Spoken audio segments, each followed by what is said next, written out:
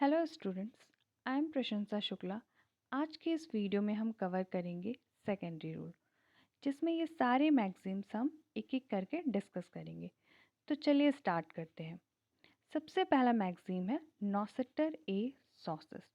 इसका अर्थ है a word may be known from accompanying words.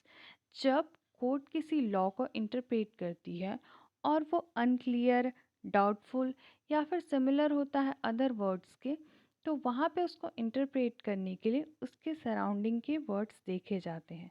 उसी के आधार पर इसको इंटरप्रेट किया जाता है। इसी से रिलेटेड एक केस लॉ है Parsons Brinckerhoff India private limited versus assistant DIT income tax.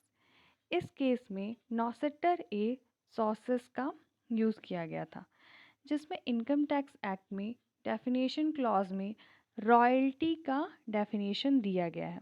उसमें मॉडल और डिज़ाइन को शामिल नहीं किया गया था, क्योंकि उसके जो सराउंडिंग के वर्ड्स थे उससे ये क्लियरली इंडिकेट होता था कि ये एक इंटेलेक्चुअल प्रॉपर्टी है।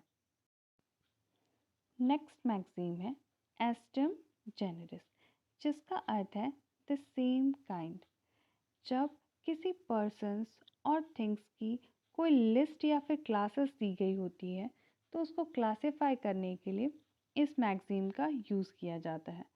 फॉर एग्ज़ाम्पल, अगर किसी लेजिस्लेशन में दिया गया है ऑटोमोबाइल्स, ट्रक, ट्रैक्टर, मोटरसाइकिल या फिर अदर मोटर पावर व्हीकल्स, तो वहाँ पर एयरप्लेन्स का यूज़ नहीं किया जाएगा, क्योंकि ये एक लैंड बेस्ड ट्रांसपोर्टेशन है।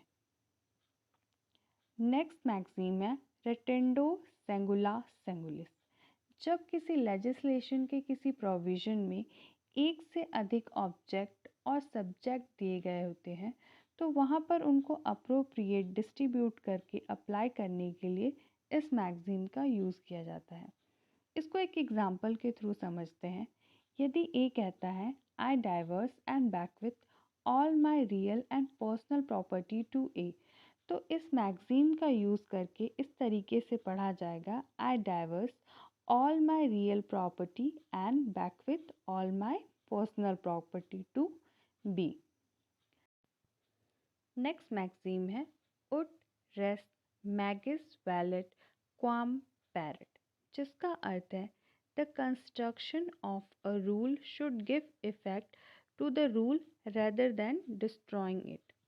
जब किसी लेजिस्लेशन को इंटरप्रेट किया जाता है और उसका कोई प्रोविज़न या फिर फेज कॉन्स्टिट्यूशन से इनकंसिस्टेंट होता है, तो पूरे लॉ को वॉइड डिक्लेयर करने से अच्छा है वो प्रोविज़न जो कि कॉन्स्टिट्यूशन के अकॉर्डिंग नहीं है उसको इनऑपरेटिव कर दिया जाए। यही ये मैगजीन कहता है।